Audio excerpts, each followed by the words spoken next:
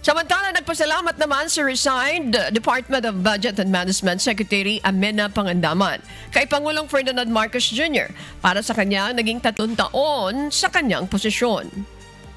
Sa kanyang opisyal na mensahe, sinabi nito na nagtrabaho siya sa gobyerno ng may sinseridad at determinasyon para palakasin ang public institutions at tiyakin ang bawat pera ng taong bayan ay nagagamit para sa mga Pilipino. Patuloy pa rin niya na patuloy niyang susuportahan si Pangulong Marcos Jr. sa kanyang kakayahan bilang isang pribadong individual. Mananatilian niya ang kanyang commitment na paglingkuran ng mga Pilipino, lalo na ang kanyang minamahal na Mindanao.